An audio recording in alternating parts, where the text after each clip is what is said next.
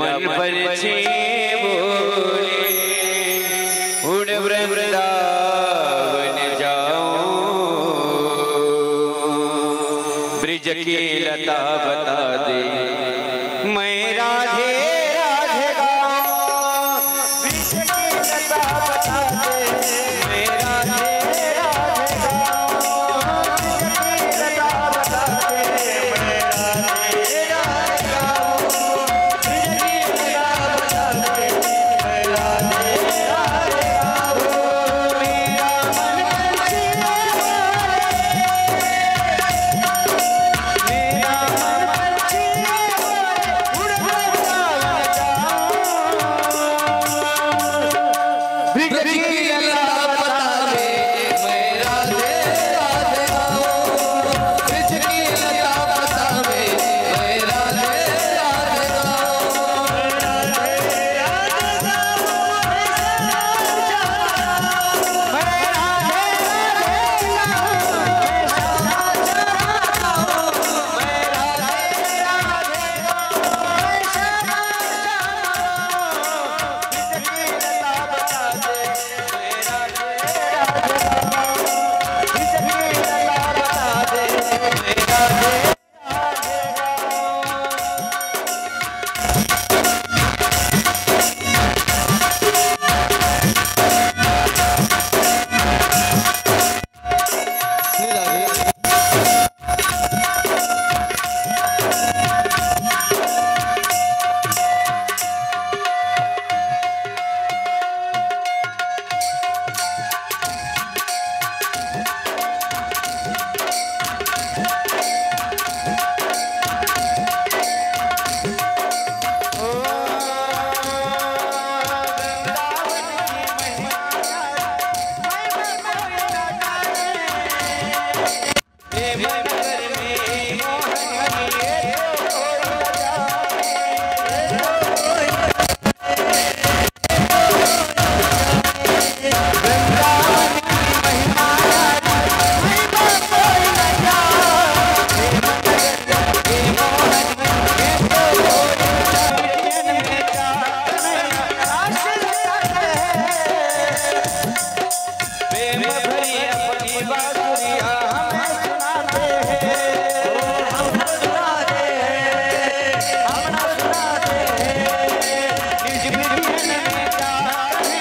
राधे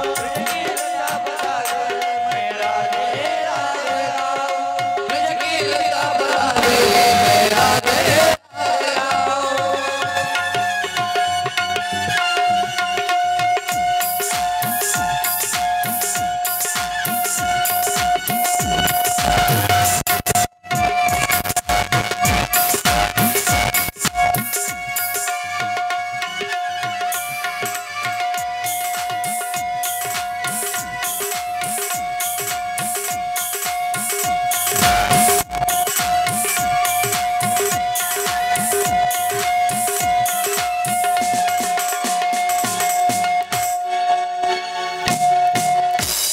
श्री गणेशाय नमः। श्री सरस्वती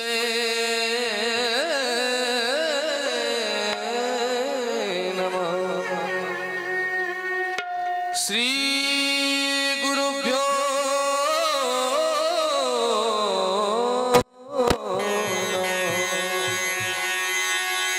वंशी विभूषित गरा नवनीरदा पीतांबरा तरुण बिंब फला धरुष्टा पूर्णेन्दु सुंदर मुखा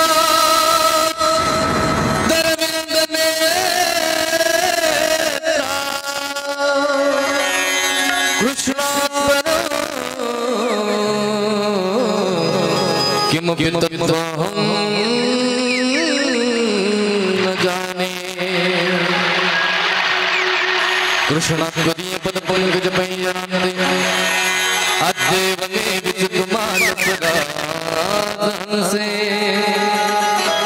प्राण प्रयाण समय कंठावरोधन विदो स्मरण कुतसे विद्यारंभ विवाह प्रवेश निर्गमे तथा संग्राम संकट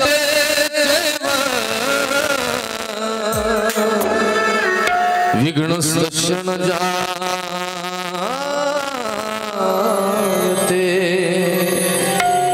शरदिंदु समागम परब्रह्म स्वरूपिणी बासरा पिटने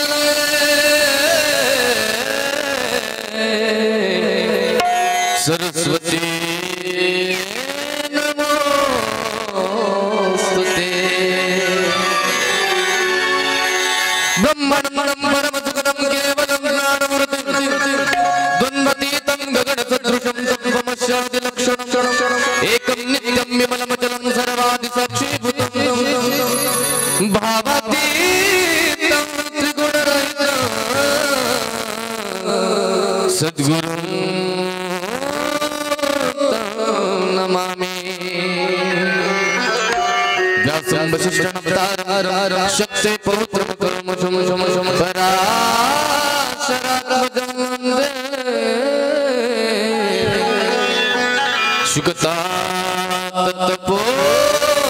सुगतातपोनिधिं सुकरूप प्रबोधज्ञ सर्वशास्त्र विशारद कथा प्रकाशल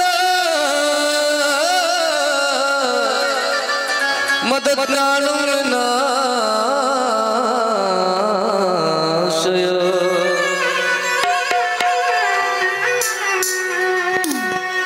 प्रहलादनाथ पंडरीकला समरि सुख सौरभ विश्वनाथ बनाथ मंगल वशिष्ठ विभीषण पुण्यानिमा परम भागवता स्मरामि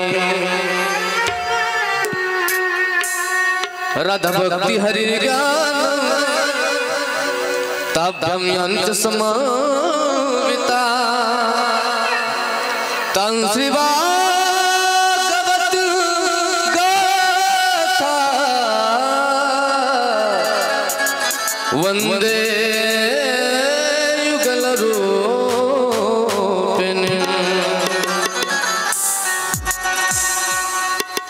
राधा मेरी माता है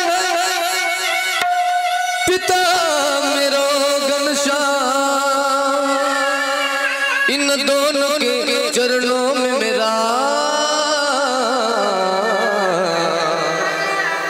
कोटि कोटि प्रणाम बरसाने की राधिका बरसाने की राधिका अजिन लगा कुशा इन दोनों के चरणों में मेरा कोटि कोटि प्रणाम जय जय श्री राधा रमण जय जय नवल किशोर जय गोपी चित्त चोर प्रभु जय जय माखन चोर हरि ओम श्री राधे राधे राधे हरे राम राम राम हरे राम राम राम सीता राम राम राम हरे राम राम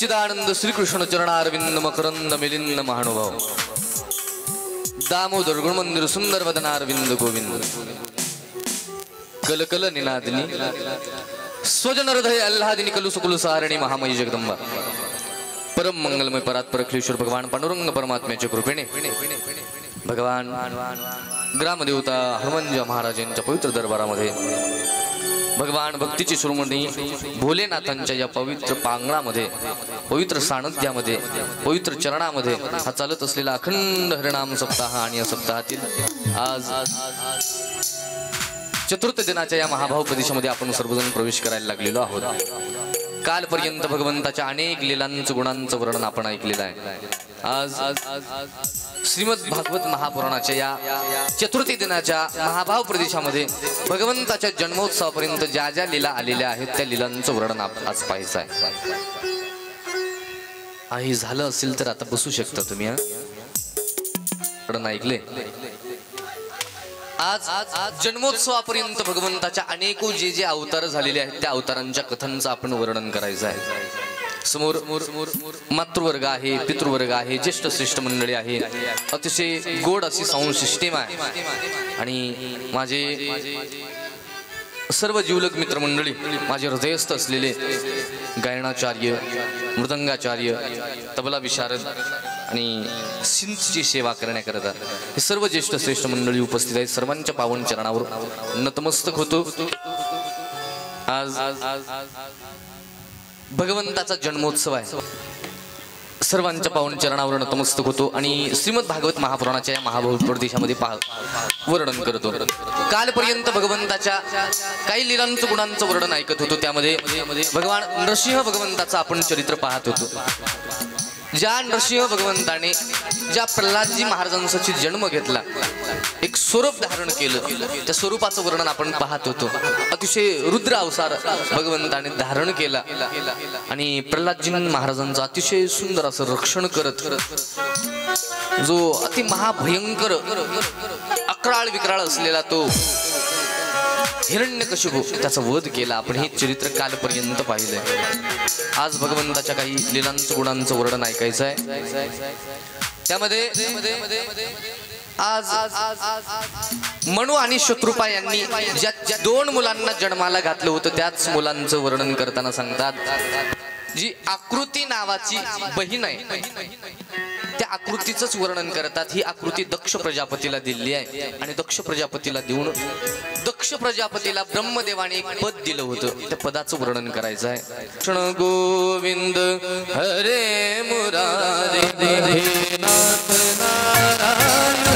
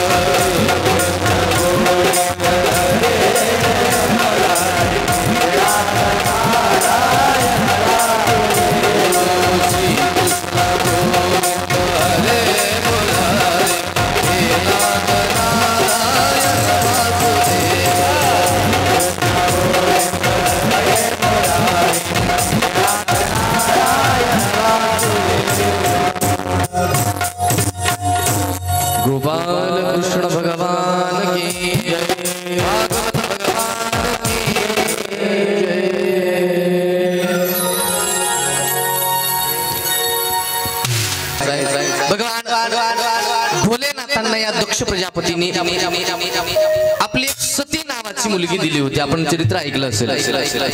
हे चरित्र श्रीमद भागवत महापुराणामध्ये कसं काय आलं याचं वर्णन आपण ऐकायचं. श्रीमद भागवत महापुराणामध्ये थोडक्या रूपामध्ये सती चरित्र आलेलं आहे. हे सती चरित्र काय सांगतं माहितीये? अगोदर याचा थोडक्यात भाव सांगतो. सती आहे, पतीचं ऐकत नाही. पती म्हणतात अगं जाऊ नको. तुम्ही सिरियल मध्ये बघितलं असेल बघा, बघताना सिरियल त्यामध्ये त्या सतीला भगवान भोलेनाथ म्हणतात जाऊ नको ग यज्ञामध्ये. सती ऐकत नाही, जाते. आणि काय होते मग त्या यज्ञामध्ये जाऊन त्या यज्ञात समर्पित होते. यज्ञामध्ये समर्पित झाल्याच्या नंतर भोलेनाथ दक्ष प्रजापतीला तर जिवंत करतात, पण प्राणप्रिय असलेली सती तिला जिवंत करत नाही. तिची लीला आपण ऐकायची आहे. नेमकं संपूर्ण वृत्तांत श्रीमद भागवत महापुराणामध्ये कसा आलेला आहे त्याचं आपण वर्णन ऐकायचं. ऐका. शास्त्रकार वर्णन करतात एके दिवशी दक्ष प्रजापतीला ब्रह्मदेवाने दक्ष प्रजापती म्हणजे राजा हे स्वरूप दिलं, पद दिलं. दक्ष प्रजापतीला आनंद झाला, देवतांचा मी राजा. आणि असा आनंद झाल्याच्या नंतर त्याने शास्त्रकार वर्णन करतात एक विशाल सभा भरवली आणि सभेमध्ये सगळ्या देवी देवतांना बोलवलं. त्यामध्ये भगवान भोलेनाथ सुद्धा आले होते, ब्रह्मदेव सुद्धा आले, इंद्रादी ब्रह्मादी देवी देवता आले आणि महोत्सव साजरा करायला लागले की पद दिलं. जसं आपण वाढदिवस साजरा करतो, लग्नाची तारीख साजरी करतो, असं करतात ना. म्हणजे जे जे महोत्सव असतात आपण ते आनंदामध्ये उत्साहामध्ये साजरे करतात. तसं दक्ष प्रजापती हा राजा झाला म्हणून एक महोत्सव साजरा करायला लागले. सगळे देवी देवता आले. दक्ष प्रजापती असं अतिशय सुंदर स्वागत करत करत करत सगळे देवी देवता शुभेच्छा द्यायला लागले. आणि मग सगळे देवी देवता समोर बसलेले आहेत. दक्ष प्रजापती भाषण करण्याकरता समोर येतो. जसा समोर आला सगळे देवी देवता उठून उभे राहतात आणि नमस्कार करतात. कुणाला? दक्ष प्रजापतीला नमस्कार केल्याच्या नंतर त्यामध्ये फक्त दोन देवी देवता स्तब्ध बसलेले होते, एक ब्रह्मदेव आणि एक भोलेनाथ. त्या दोघांनी उठूनही उभे राहिले नाही, नमस्कारही केला नाही. दक्ष प्रजापतीची दृष्टी गेली. अरे ठीक आहे, ब्रह्मदेव मला नमस्कार करत नसतील, त्यांनीच मला हे पद दिलं, ठीक आहे, ते माझे वडील आहेत. पण मी आल्याच्या नंतर माझा जवाई शंकर माझा मान सन्मान करत नाही. जसं जसं शाळेमध्ये विद्यार्थी सगळे वर्गामध्ये बसलेले असतात, अचानक जर गुरुजी आले तर विद्यार्थी उठून उभे राहतात. काय म्हणतात ते? गुड मॉर्निंग, गुड आफ्टरनून, ते बोलत असतात. आज त्याच पद्धतीनं सगळे देवी देवता उठून उभे राहिले आणि नमस्कार करायला लागले. पण भोलेनाथांनी काय दक्षाला नमस्कार केला नाही, कारण त्यांना माहितीच नव्हतं. ते तर भगवंताच्या भजनामध्ये रत होते, भजन चालू होतं. दक्ष प्रजापतीला राग आला आणि राग आल्याच्या नंतर विशाल सभेमध्ये भाषण देण्याच्या ऐवजी भोलेनाथांना शिव्या श्राप द्यायला लागला. अरे हे शंकर, माझी मुलगी मी तुला दिली आणि या सभेमध्ये येऊन तू माझाच अपमान करायला लागला, लाज नाही वाटत? अनेक शब्दांमध्ये बोलायला लागला. स्मशानामध्ये राहतो, वस्त्र घालायला नाही तुला, व्याघ्रांबर परिधान करतो, अंगाला भस्म लावतो, अशा अनेक वाईट शब्दांमध्ये तू बोलायला लागला. भिकारी आहे भिकारी. शेवटी तर त्याने श्रापच दिला भोलेनाथांना. मला सांगा, एखादा व्यक्ती तुम्हाला बोलत असेल, शिव्या देत असेल आणि तुम्ही जर ऐकून घेत नसाल, काय होतं? जर आपण त्याचे शब्दच ऐकून घेतलं नाही, स्तब्ध झालो, प्रत्युत्तरच दिलं नाही, तर त्याचा राग अधिक वाढत असतो. तसं आज दक्षाचा राग वाढत जायला लागला. भोलेनाथ बोलायलाच तयार नाही, देत राहा शिव्या. अरे मी घेतली तर ठीक आहे ना, देत राहा. तो दक्ष प्रजापती शिव्या देत राग वाढला आणि त्याने भोलेनाथांना श्राप दिला. जा, तुम्हाला आजपासून यज्ञामध्ये आहुती मिळणार नाही. श्राप दिला.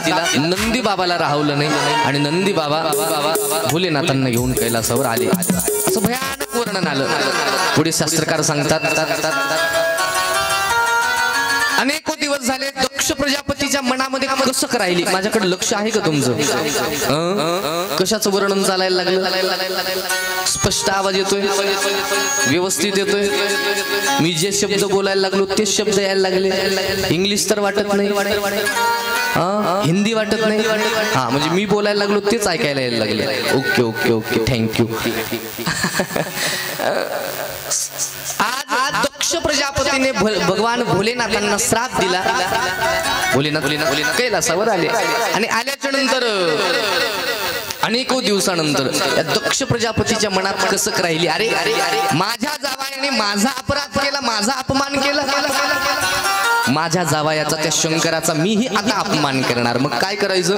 त्याने हरिद्वार मध्ये बृहस्पती सौ नावाचा, कंखल क्षेत्रामध्ये बृहस्पती सौ नावाचा यज्ञ ठेवला. त्या यज्ञाच्या पत्रिका छापल्या, लग्नाची जशी पत्रिका असते ना तशी पत्रिका छापली. आणि ती पत्रिका छापल्याच्या नंतर सगळ्या देवी देवतांना निमंत्रण दिलं, पण त्या यज्ञाची पत्रिका स्वतःच्या मुलीला सुद्धा दिली नाही. म्हणजे भोलेनाथांना याच दक्ष प्रजापतीची पत्नी मुलगी होती, जिचं नाव सती. याने पत्रिका दिली नाही भोलेनाथांना, पण पत्रिकेवर टीप लिहिली होती. लग्नाच्या पत्रिकेवर टीप असते बघा, हे गाव या दिशेला एवढ्या किलोमीटरवर, किंवा दुसरी एक असते टीप, काय काय काय इथे आहेर स्वीकारल्या जाणार नाही, अशा असतात ना. आज त्या दक्ष प्रजापतीने ते यज्ञाची पत्रिका छापली आणि त्याच्यामध्ये एक टीप लिहिली. हरिद्वारला येत असताना आपण काय करायचंय? हरिद्वारला येत असताना अगोदर कैलासावर जायचं, एक चक्कर मारायची आणि नंतर यायचं, अशी टीप लिहिल्याच्या नंतर सगळे देवी देवता यज्ञाच्या दिवशी आले, हरिद्वार मध्ये जायला लागले. पण जाता जाता कैलासावर एक चक्कर मारतात आणि पुन्हा परत जातात हरिद्वारला. सती माता म्हणते, सकाळी सकाळी देवी देवता एवढं नटून तटून एवढे टाकटाकीने घालून कुठं जायला लागल्या? एका देवीला हाक मारली, ए देवी अगं कुठं जायला लागली? तेव्हा ती देवी म्हणते, अगं तुझ्या बाबाने हरिद्वार मध्ये कंखल क्षेत्रामध्ये बृहस्पती सौ नावाचा यज्ञ ठेवला, तुला निमंत्रण नाही. आता सती माझ्या बापाचा अपमान होऊ नये म्हणून खोटं खोटं बोलते. अगं आहे ना, मी सुद्धा येणार आहे, जा तू पुढं हो, मी येते, असं बोलली. आणि शंकरजी जवळ गेली, स्वामी माझ्या बापाने आपल्याला निमंत्रण दिलं नाही. भोलेनाथ म्हणतात, नाही दिलं असेल हो, जसं आपल्या घरात एखाद्या वेळेस आप्त इष्टांची पत्रिका येते, पण लेकरं काय करतात, बापाने पाहण्याच्या अगोदरच पत्रिका फाडून टाकतात. तसं आज सतीला वाटायला लागलं इथं भूतगण आहेत, निमंत्रण आलं असेल पण कोणी सांगितलं नसेल. भोलेनाथ म्हणतात, नाही निमंत्रणच आलं नाही. सती म्हणते, जाऊ द्या ना, निमंत्रण जरी नसेल. आता मला सांगा, तुम्ही कार्यकर्ते मंडळी या प्रत्येकाच्या घरी गेला होतात का पत्रिका घेऊन, की या सप्त्यासाठी या म्हणून आलते? हे बोला बोला बोला बोला, आले होते. मग तुम्ही कसं काय आला? अरे हे देवाचं कार्य आहे. नाही हे तुमचं कार्य आहे की नाही? हे माझं वैयक्तिक आहे, माझं स्वतःच हे कार्य आहे आणि मी इथं येणारच. इथं निमंत्रणाची गरज नाही, हे भगवंताचं कार्य आहे. इथं मान सन्मान काही घेणं देणं नाही, इथं भगवंताची लीला चालू आहे.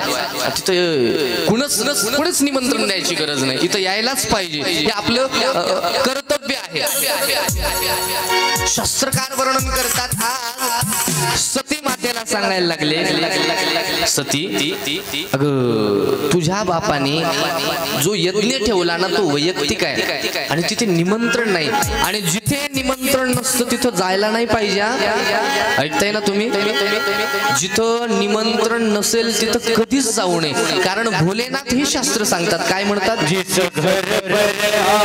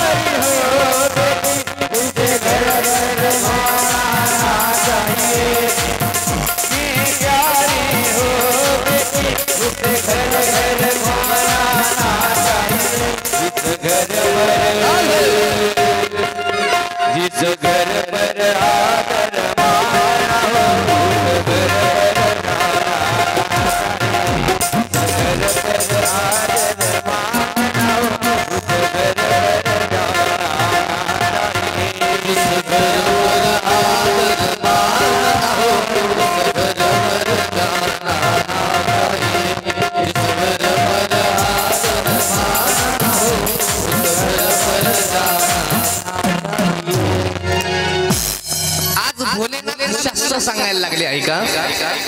हे सती जिथं मान सन्मान नसेल तिथं जायचं नाही. जिस घर पर आदर मान न हो उस घर पर जाना ना चाहिए.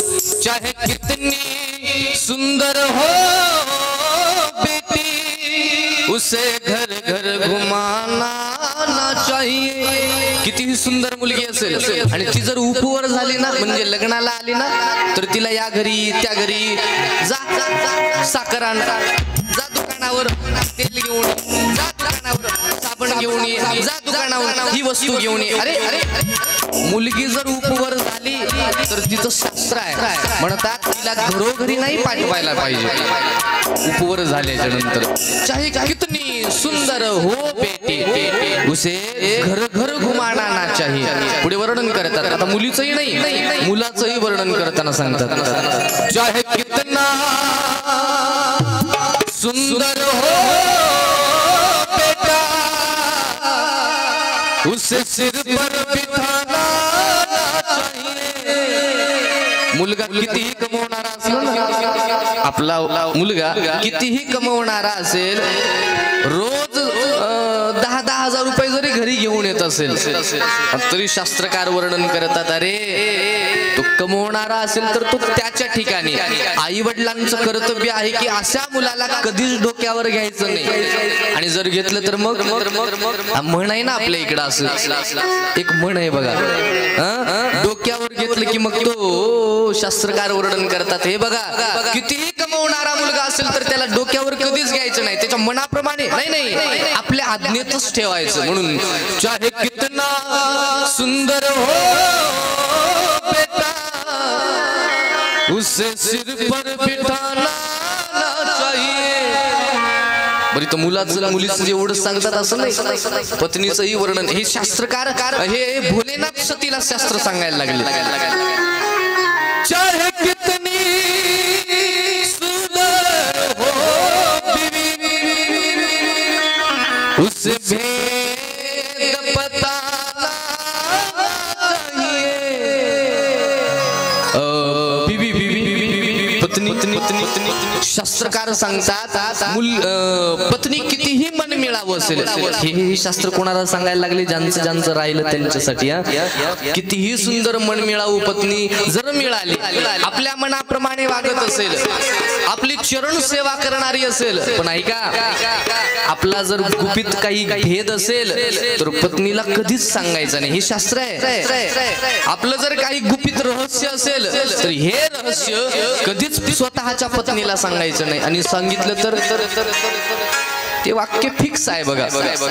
तुला म्हणून सांगते, तुला म्हणून सांगते, तुला म्हणून सांगते बोरगाव, तुला म्हणून सांगते परभणी, तुला म्हणून सांगते महाराष्ट्र, तुला म्हणून सांगते सगळ्या भारत देशामध्ये करून टाकते. तुला म्हणून सगळ्यांना सांगून टाकते. हे स्त्रीचा स्वभाव आहे. म्हणून शास्त्र म्हणतं पत्नी कितीही मन मिळावं असेल पुरुषांसाठी वर्णन करतात कधीच पत्नीला भेद सांगायचा नाही. मग तो भेद कुणाला सांगायचा याचंही शास्त्र आहे. चाहे कितनी वैरी हो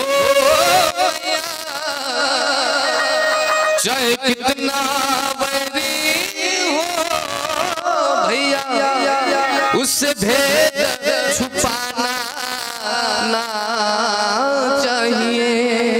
धुऱ्यासाठी जर भावाभावांचे भांडण लागत असतील ना असा जरी वैरी भाऊ असेल कधी भावाचं नाव सुद्धा घेत नसेल पण ऐका आपला जो भेद आहे आपल्यावर जे येणारं संकट आहे हे स्वतःच्या भावापासून कधीच लपवलं नाही पाहिजे. म्हणतात ना स्वतःचं रक्त कधी ना कधी तरी कामाला येत असतं. बस आपला जो भेद आहे तो गुरुपासून, आपला जो भेद आहे तो भावापासून, आपला जो भेद आहे तो आपल्या आई वडिलांपासून कधीच लपवायचा नाही. हे त्यांना सांगितलंच पाहिजे. हे शास्त्र आहे. किंवा एक शास्त्र सांगतात ऐका आता ते शास्त्र सांगायलाच पाहिजे का ऐका. जिस माँ ने हमको जन्म दिया दुखाना चाहिए. जिस माँ ने हमको जन्म दिया दिल उसका दुख जिस घर पर आदर मान न हो उस घर पर जाना ना चाहिए। जिस घर पर आदर मान न हो उस घर पर जाना ना चाहिए।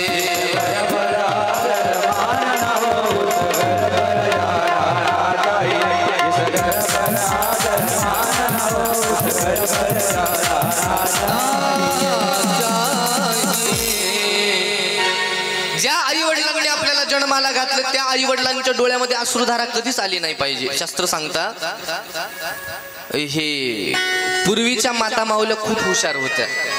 कधी कधी मुलगा जर बोलला मुलगी जर बोलली राग आला दुःख झालं तर ती आई लगेच अशी डोळ्यात अश्रुधारा आणायची पण पटकन पदराने पुसून घ्यायची। याचं एक शास्त्र आहे। आपल्या आई वडिलांच्या डोळ्यातील अश्रू त्याचा एक जरी थेंब आपल्याकडून आई वडिलांच्या डोळ्यात जर पाणी आलं असेल आणि त्यातला एक जरी थेंब आईच्या वडिलांच्या डोळ्यातला एक थेंब जर तो पृथ्वीवर पडला ना तर त्याचं कारण सांगतात। जर पृथ्वीवर पडला आपल्यामुळे आई वडिलांच्या डोळ्यातला थेंब एक थेंब तर एक ब्रह्महत्या केल्याचं पातक त्याला लागत असतं। कोणाला? त्या मुलाला त्या मुलीला। आपल्यामुळे जर आई वडिलांच्या डोळ्यात एक थेंब असे जर 2-4 थेंब पडले तर मग ते पाप वाढत जातं। शास्त्र सांगतं आपल्यामुळे आपल्या आई वडिलांच्या डोळ्यात कधीच पाणी आलं नाही पाहिजे। जिस माँ ने हमको जन्म दिया उसका दिल दुखाना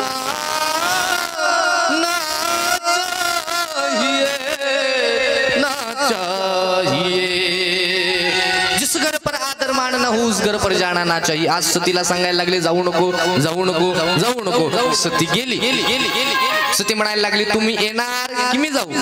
भोलेनाथ म्हणतात तुला जायचं तर जा। मी एवढं तुला शास्त्र सांगतो लक्ष आहे ना? लक्ष आहे ना? आम्ही प्रश्न विचारणार आता आणि प्रश्नाचे उत्तर जर नाही दिले तर मग मीच निघून जाणार। तुम्ही कशाला जाता?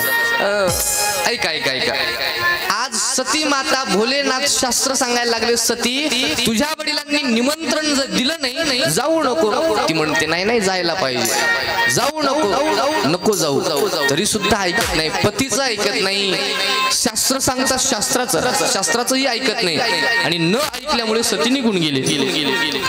यज्ञामध्ये जाते आणि दक्ष प्रजापती मग अपमान करतो। तुला कोणी बोलवलं इथं?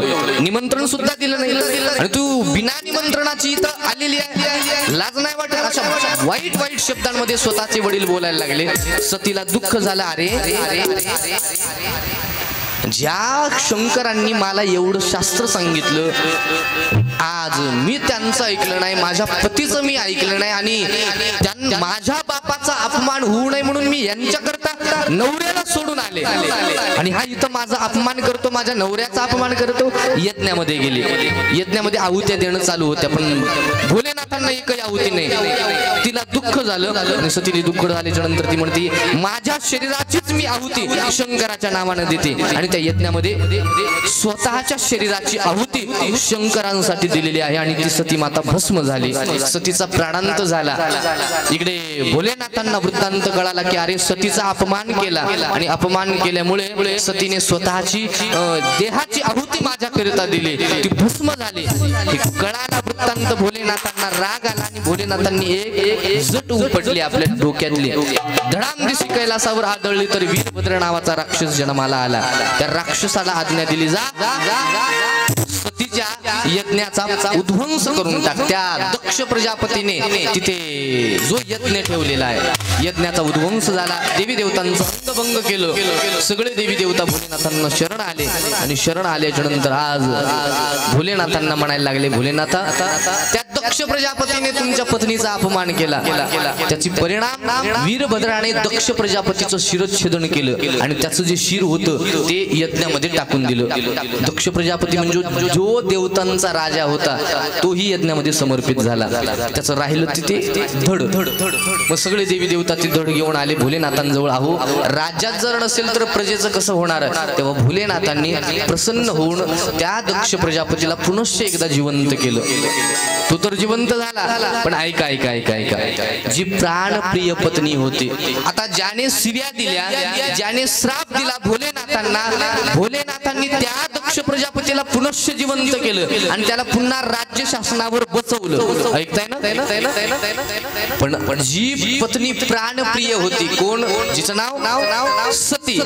प्राणप्रिय होती, पण भोलेनाथांनी तिला जिवंत केलं.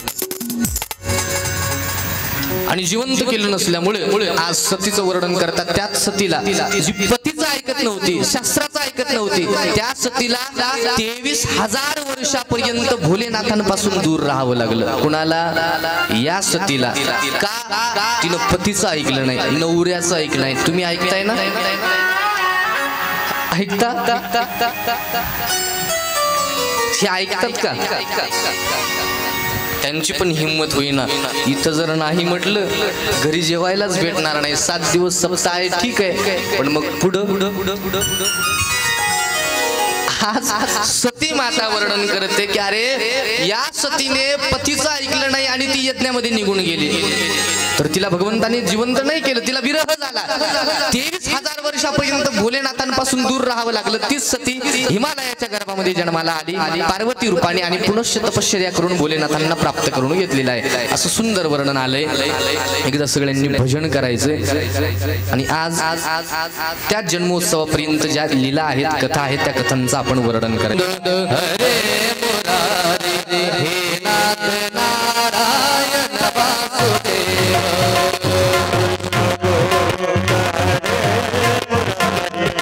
हे नाथ नारायण वासुदेव. श्री कृष्ण गोविंद हरे मुरारी हे नाथ नारायण वासुदेव. श्री कृष्ण गोविंद हरे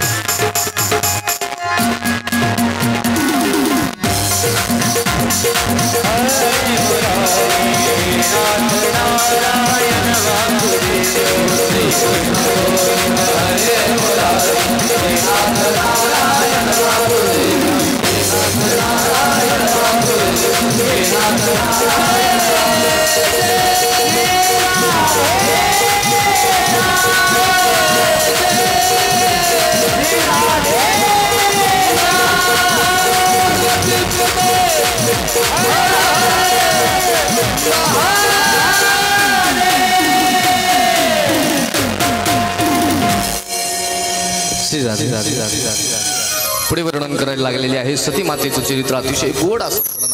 पुढे याच सतीच्या जे कुळातील लोक आहेत त्यांचं वर्णन यायला लागलेलं आहे. पुढे उत्तानपाद राजाचा भाऊ जो प्रियव्रत आहे, तर प्रियव्रताचं वर्णन येतात. प्रियव्रत हा गंधमादन पर्वतावर तपश्चर्या करायला लागले. त्यांनाही मनुष्य रूपा विवाह करा म्हणतात. या सृष्टीची उत्पत्ती करा, तेव्हा ही बृहस्पतीशी विवाह करतात आणि त्यांना तम तामस रैवस अशी 3 मुलं जन्माला येतात. त्यांच्याच कुळामध्ये अग्निद्र मुलगा जन्माला येतो. पुढे पूर्वतिशी लग्न होतं. पुढे नाभी महाराज जन्माला येतात. नाभी महाराज महाराजांची पत्नी जिचं नाव मेरू देवी, या मेरू देवीच्या गर्भामध्ये याच जैन धर्म माहिती आहे? जैन जैन जैन जैन जैन धर्म माहिती आहे का? जैन धर्माचे आद्य करतारक ज्यांचं वर्णन करताना संत सांगतात वृषभदेवजी महाराज. या वृषभदेवजी महाराजांचा जन्म झाला नाभी महाराजांच्या कुळामध्ये. वृषभदेवजी जन्माला आले आणि जन्माला आल्याच्या नंतर त्यांना पुढे त्यांनी इंद्राची मुलगी जयंती हिच्याशी लग्न केलं, तर यांना 100 मुलं जन्माला आले. ऐका, माझ्याकडे लक्ष द्या हो. आज एवढा विक्षेप व्हायला लागला मला, अशी इच्छाच होईना तुम्हाला सांगण्याची कथा. हा, तुम्ही इकडं तिकडं इकडं तिकडं पाहायला लागलात, म्हणजे मी नेमकं काय सांगू तुम्हाला. आज वृषभदेवांना जयंतीशी लग्न केलं, इंद्राची मुलगी, आणि वृषभदेवांनी 100 मुलांना जन्माला घातलं. ऐका, या 100 मुलांना एके दिवशी सगळ्यांना एकत्रित बोलवलं. कुणी? वृषभदेवांनी स्वतःच्या मुलांना. या 100ही मुलांना एकत्रित बोलवल्याच्या नंतर त्या 100 मुलांना उपदेश करायला लागलेले आहेत. अरे विचारतात, प्रत्येकाला विचारतात, तुझं नाव, तू काय केलं, किती संपत्ती प्राप्त केली. तर 100च्या 100ही मुलं सांगायला लागले, माझी एक पत्नी आहे, मला 4 मुलं आहेत, 3 मुली आहेत, असं प्रत्येक जण सांगायला. आता एका व्यक्तीला जर 100 मुलं असतील तर त्या बाबाला कळेल का की कुणाचं? आता 100 मुलांना किती मुलं आहेत, किती नातू आहेत, हे काही लक्षात नाही. मग सगळ्या 100 मुलांना एकत्रित बोलवलं आणि प्रत्येकाला विचारायला लागले, तुला मुलं किती आहेत, तुला मुली किती आहेत, तू संपत्ती किती कमावली. सगळे मुलं अहंकाराने सांगायला लागले, बाबा मी 9 भूखंडाचा राजा आहे. एक म्हणतो मी एका भूखंडाचा राजा आहे, मी संपत्ती कमवली, मी हजारो एकर जमीन कमवली. असे बरेच जण मुलं सांगायला लागले. 100ही मुलं आपापलं वर्णन करायला लागले. शेवटी प्रश्न विचारायला लागले. ऐका, मुलं किती, मुली किती, कमवलं किती, हे सगळं बोलायला लागले. पण बोलता बोलता वृषभदेवाने स्वतःच्या 100 मुलांना एक प्रश्न विचारला. म्हणे तुम्ही सांगायला लागला मी संपत्ती कमवली, मी एवढं माळ किती जपता? बोला बोला बोला बोला. 100 मुलं होती, समोर बसली होती आणि त्यांना विचारायला लागले, तुम्ही एवढी संपत्ती कमवली, हे मुलं जन्माला घातले, 4 मुलं 5 मुली, असं अनेक तुम्ही तुमचा परिवार सांगितला, मग तुम्ही माळ किती जपता? 1 माळ, 2 माळ, 4 माळ, सांगा सांगा सांगा. जे अहंकाराने आतापर्यंत बोलत होते ना, मी हे केलं, मी ते केलं, मी ते केलं, त्यांच्या पटपट मानी अशा खाली झाल्या. अरे अरे बोला बोला बोला बोला. आता एकही बोलायला तयार नाही. मग तेवढ्यामध्ये बोलता बोलता असे बाबा बोलायला लागले आणि तेवढ्यामध्ये असं कुत्र कळतं ना, म्याव म्याव करतं ना. मग इकडे काय करतं? ते असं जाऊ लागलं. हा, त्याला पटलं. तुम्हाला पटायला लागले की नाही, जाऊ द्या. आता ते कुत्र असं जाऊ लागले. हे उपदेश करायला लागले 100 मुलांना. मुलं मान खाली घालून आहेत.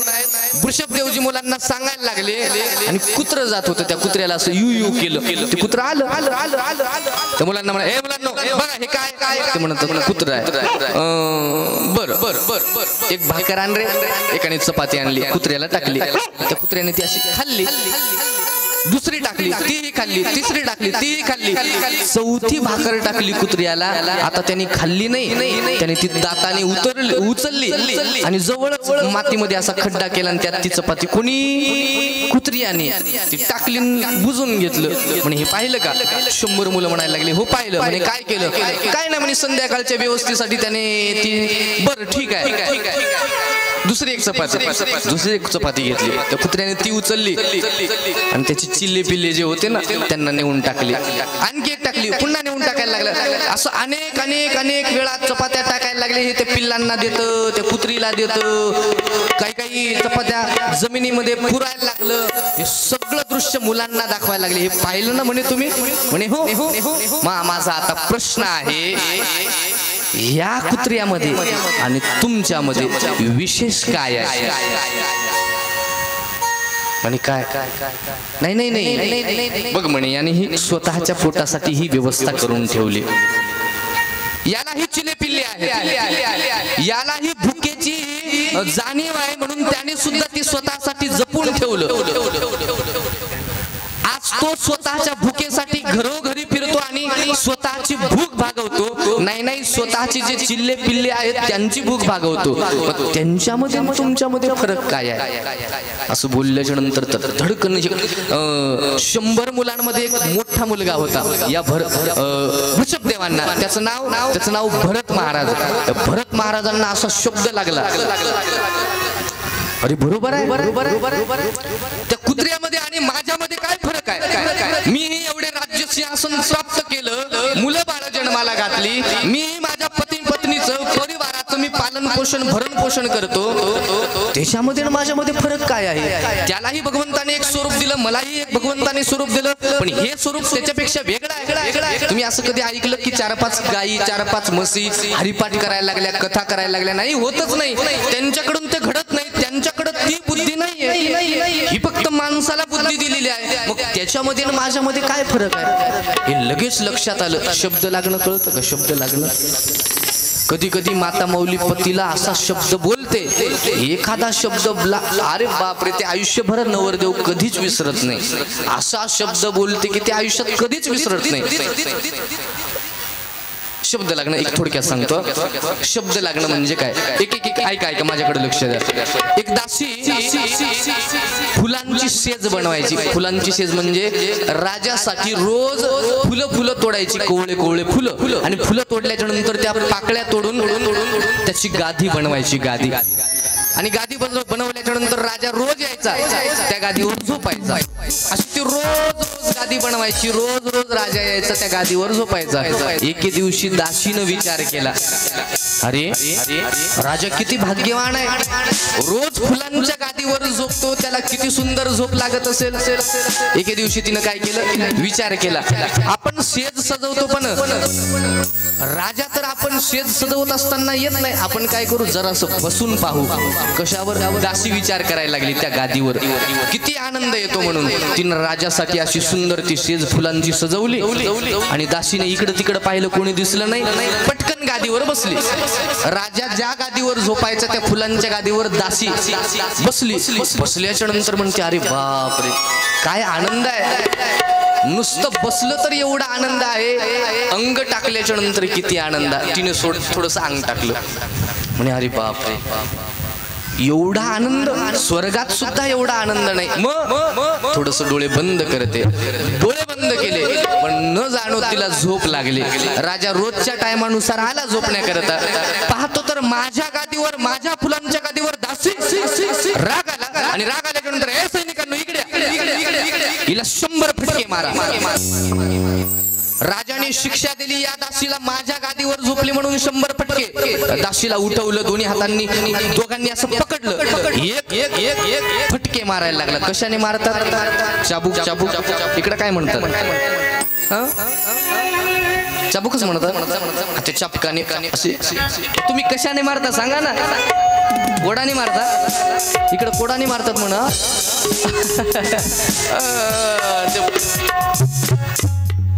पत्नीला मारतात का? पत्नी मारते. आम्हाला काही घेणं देणं नाही म्हणा. तुम्ही मी सारखाच आहे बघा, आपल्याला काही घेणं देणं नाही. जाऊ द्या. ऐका. आज दासीला 100 फटके मारायला लागले. चापकाने फटके मारतात, 1 2 3 4. खरं सांगा, त्या दासीला सैनिक मारायला लागले, तिनं हसायला पाहिजे की रडायला पाहिजे? नुसता हात नवऱ्याने उजारला तर ती सगळं गाव गोळा करते. कथेला जेवढे लोक येत नाहीत का, तेवढं तिनं आरडाओरडा केला की सगळे लोक आजूबाजूचे गोळा होतात. गर्दी होते, ट्रॅफिक जाम होते. तिकडं काही लागू द्या बघा, हे इथले तट उडतात आणि तिकडं याच्यापेक्षा तिथं भारी मिळतं ना. ते शास्त्र वेगळं आहे. एक शिवी डबल तर येतच नाही. हे काय कोणतं शास्त्र आहे, कुठं शिकवल्या जातं माहिती नाही. त्या दासीला फटके मारायला लागले. फटके मारत असताना दासी रडत नाही, दासी खद हसायला लागले. ते राजा म्हणतात, अरे या कोडाला खिळे मारा, खिळे, आणि खिळ्यांचा चाबूक मारा, ते फटके मारा. म्हणजे हिला लागत नाही म्हणून हसायला लागले. पुन्हा फटके मारायला लागले. तिचं अंग रक्त भुंबाळ व्हायला लागलं, रक्त व्हायला लागलं, तरी सुद्धा दासी हसायला लागली. राजा म्हणे, थांबा रे, हे दासी का हसायला लागली? तुला या कोड्यांनी मारायला लागले, तू हसायला लागली, काय काय काय नेमकं कारण काय? ती दासी बोलायला लागली, ऐका शब्द कसा लागतो. ती दासी म्हणते, राजा राजा मी तुझ्याकडे पाहून हसायला लागले. राजा म्हणतो, माझा काय मेकअप चुकला, पावडर कमी झालं, गंध व्यवस्थित लावला नाही, काय झालं? नाही राजा, अरे मी तुझ्याकडे पाहून हसायला लागले. ऐक मी 5 मिनिट या गादीवर नुसते झोपले, 5 मिनिट गादीवर झोपले तर मला शिक्षा 100 फटक्यांची. राजा तू रोज या गादीवर झोपतो, तो यमराज तुला किती फटके देईल? मारते झोडते तोडते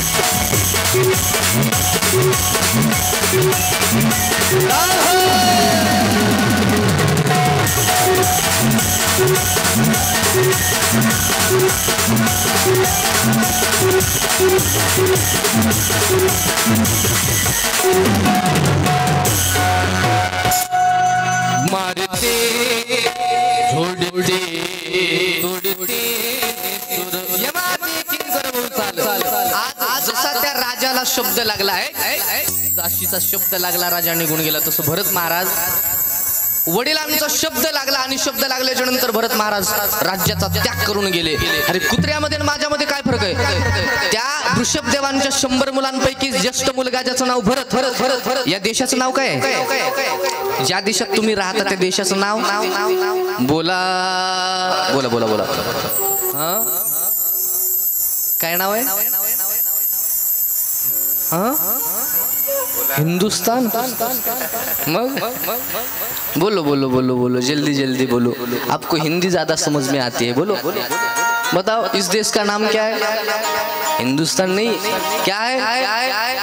भारत. आणि मग हे भारत ज्या राज्याकडून या देशाला नाव प्राप्त झालं तेच भरत महाराज, त्या वृषभदेवांचे ज्येष्ठ मुलगा. शब्द लागला वडिलांचा, पत्नीचा, राज्याचा त्याग केला आणि जंगलामध्ये निघून गेले. कुठे गेले? नेपाळमध्ये गंडकी नदीच्या किनाऱ्यावर जाऊन बसले. राजा होता 9 भूखंडाचा, राज्याचा त्याग केला न तिथं जाऊन बसला. आणि बसल्याच्या नंतर त्याने काय केलं माहितीये? सोबत जात असताना फक्त एक लंगोटी धारण केली आणि सोबत हा देव नेला. या देवाला काय म्हणता तुम्ही? दिसतंय का देव? काय सगळं झाकला वाटतो. या देवाला काय म्हणता तुम्ही? बोला बोला बोला बोला, लवकर लवकर बोला. काय नाव आहे याचं?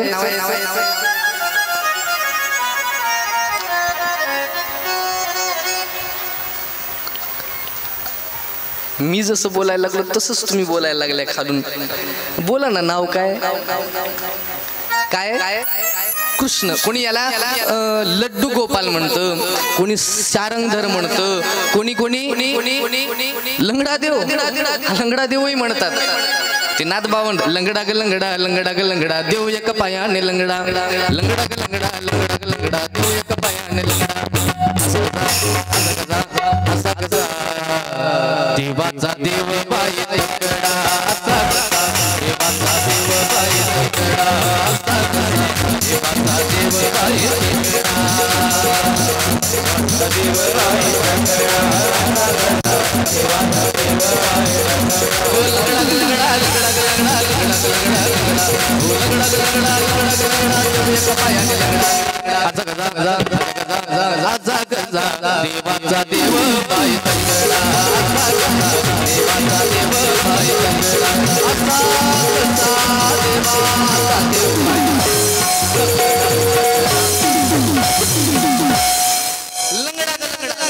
नाथ बाबा वर्णन करतात या देवाला लंगडा. हे देव एक छोटासा देव घेऊन भरत महाराज गंडकी नदीच्या किनाऱ्यावर जाऊन बसले, लंगोटी धारण केली आणि गंडकी नदीच्या किनाऱ्यावर राहून भजन करायला लागले. राज्याचा त्याग केला, भजन करायला लागले. भजन करत असताना रोज आंघोळ घालायची. कोणाला? या देवाला तुम्ही आंघोळ घालता ना, रोज आंघोळ घालायला लागले. आम्ही याच्यासाठी विचारलं, आता तो देव रोजच इथं दिसायला लागला. हा हा हा हे पाळण्यात बसलेला, त्याची आंघोळ चालू आहे की नाही? पुजारी आहे की नाही? का 7 दिवस त्याला मस्त, अरे तू बस बघ आमच्याकडे पाहत राहा, आम्ही स्नान संध्या विधी करून येतोय की नाही, याची रोज पूजा करा. शास्त्र वर्णन करायला लागलं. या भरत महाराजांनी फक्त हा लड्डू गोपाल सोबत घेऊन गेले, रोज पूजन करायला लागले. आणि रोज पूजन करत असताना कसं पूजन करतात? प्लेट मध्ये देवाला ठेवायचं आणि देवाला आंघोळ घालायची. जसं आई असते, आई लेकराला काय करते? टोपल्यामध्ये ठेवते आणि टोपल्यामध्ये ठेवल्याच्या नंतर काय करते? पाणी टाकते ना अंगावर, एक एक डब्बा ते अंगावर टाकत राहते. ते लेकरू काय करतं? पाण्यावर असं हात मारत. जसंच हात मारलं ते शिंतोडे आईच्या अंगावर येते. आईने कितीही सुंदर साडी नेसली असेल, कितीही दागदागिने घातले असतील, आज ते लेकरू टोपल्यावर पाण्यावर हात मारलं की ते शिंतोडे अंगावर येतात. आई म्हणते नको रे नको रे, अंतकरणात नको नको म्हणते, पण तिलाही लय आनंद येतो की नाही? लेकराला आंघोळ घातल्याच्या नंतर ते टोपल्यामध्ये ठेवते, त्याच्या अंगावर पाणी ओतत राहते. ते लेकरू पाण्यावर हात मारत, ते शिंतोडे अंगावर येतात. आईचे वस्त्र जरी भिजत असतील, दागदागिने भिजत असतील, तरी आई नाही म्हणते का? नाही म्हणत. तिला आनंद प्राप्त होतो. आज भरत महाराजांनाही असं वाटायला लागलं की मी यांना लेकराप्रमाणे हे प्रगट झाले, मी यांना आंघोळ घालायला लागलो लड्डू गोपाल, आणि ते माझ्या अंगावर पाणी. म्हणजे याला म्हणतात भावराज्य. भावराज्य कळतं? भावराज्य कशाला म्हणतात? जे स्वप्नामध्ये घडणं आणि त्याची प्रतीती जागृतीमध्ये होणं. स्वप्नात घडणं आणि त्याची प्रतीती जागृतीत येणं, याला भावराज्य म्हणतात. नाही कळालं? उदाहरण देतो तुम्हाला. एक मुलगा होता. मुलगा पहिलीला गेला. ऐका ओ ऐका, पहिलीला गेला आणि पहिल्याला गेल्याच्या नंतर वडिलांना म्हणायला लागला, बाबा माझे सगळे मित्र राजीव गांधी शाळेमध्ये सगळे मिळून सायकलवर जातात, मग मलाही सायकल घेऊन द्या. बाबा म्हणतात ठीक आहे, सोयाबीन येऊ दे, विकतो आणि मग तुला सायकल देतो. सोयाबीन आलं सुंदर भरगच्ची. त्यांनी यांनी सुद्धा बाबाला मदत केली की मला सायकल मिळणार म्हणून. सोयाबीन आलं, बाबाने काढलं. मुलगा शाळेत, विकूनही टाकलं आणि खाऊनही घेतले पैसे, पताही नाही. बाबा तुम्ही म्हटले सायकल? नाही रे, परिस्थिती नाही रे. तुला नक्की घेऊन देतो हरभरा आल्याच्या नंतर. मुलगा हरभराची वाट पाहायला लागला. पहिली, दुसरी, तिसरी, चौथी पर्यंत बाबाने देतो देतो देतो म्हणून नाद लावला मुलाने. सायकल सायकल, बाप काय देत नाही. 4 वर्ष झाले. 5वीला गेला. 5वीला गेल्याच्या नंतर आज म्हणतो, बाबा तुम्ही काही टिशी टाका, नवे नवे ड्रेस घ्या, दप्तर घ्या, मी काही शाळेत जात नाही. म्हणे का? तुम्ही सायकल पहिली पासून मी मागायला लागलो, तुम्ही 4 वर्ष झाले सायकल काही दिली नाही. जाऊ दे.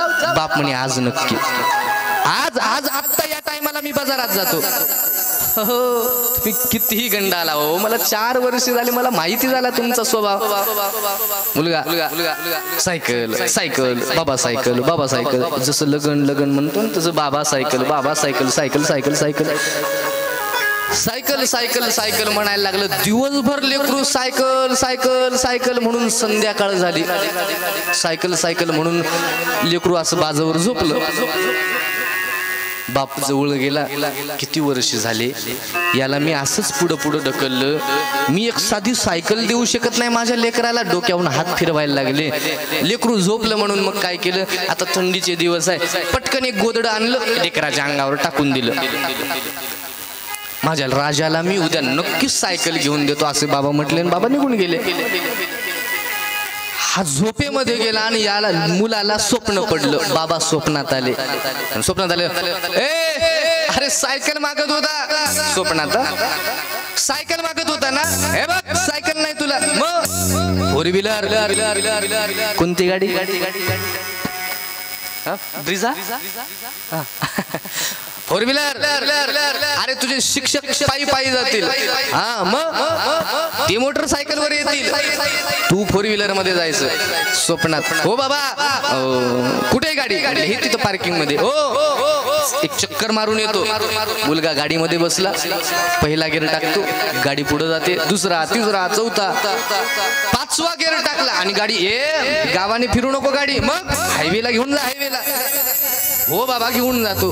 हायवेला अशी गाडी नेली, पळवतो पळवतो पळवतो, किन्होळा, पेडगाव, परभणी, तिकडं वसमत रोड, पुन्हा तिकडून परत परभणी, पेडगाव, किन्होळा, इथपर्यंत आलं. इथपर्यंत एवढी गाडीची स्पीड, अशी स्पीड वाढलेली होती. अचानक या फाट्यावर आपल्या एक ट्रक आडवा आला. जसाच आडवा ट्रक आला हे घाबरला. पहिल्यांदाच गाडीत बसलो, एवढी स्पीड, पाचवा गेअर आहे, घाबरला. पटकन ब्रेकवर पाय दाबला, असं जोरात ब्रेक दाबलं, जसाच ब्रेक दाबलं अंगावरलं गोदड फाटलं. गाडी कुठं चालवत होता? स्वप्नात. आणि त्याची प्रतीती कधी आली? जागृती. डोळे उघडले, ब्रेक दाबलं होतं स्वप्नात, पण फाटले काय? गोदड. याला म्हणतात स्वप्नात घडणं आणि त्याचं प्रत्यय जागृतीत येणं. उघडे असताना, डोळे उघडे असताना. तसं याला भावराज्य म्हणतात. भरत महाराज भावराज्यामध्ये गेले आणि अनेको सेवा करायला लागले. अनेक दिवस झाले. एके दिवशी आपण हे वृत्तांत ऐकलेला आहे. कुणाचा? भरत महाराजांचा. ते भरत महाराज नदीच्या किनाऱ्यावर जातात, अर्घ्य देतात. अर्घ्य दिल्याच्या नंतर भरत महाराज, एक हरणी येते, सिंहाचा आवाज येतो. हरणी प्रसूती त्या पाण्यात होते, तिच्या पोटाला पाणी लागतं, हरणी निघून जाते. ते हरणाचं पिल्लू पाडस वाहत वाहत वाहत येतं. भरत महाराज त्याला उचलतात, आश्रमामध्ये घेऊन येतात, त्याचं पालन पोषण करतात. पण परिणाम हरणाच्या संगतीमध्ये गेल्यामुळे ज्या लड्डू गोपावर एवढं प्रेम करायचे ते आता प्रेम कमी व्हायला लागलं आणि त्या हरणाच्या पिल्ल्यावर प्रेम करायला लागले. हे प्रेम करत करत करत एके दिवशी हरणाच्या पिल्ल्याने हरणाचा कळप पाहिला. हरण हरण हरण हरण म्हणून भरत महाराजांचा प्राणांत झाला. परिणाम जड भरत राजा हरणी गर्भा गेला, घाला तो घातला वासनेने. कारण जन्म घेणे लागे, जन्म घेणे लागे,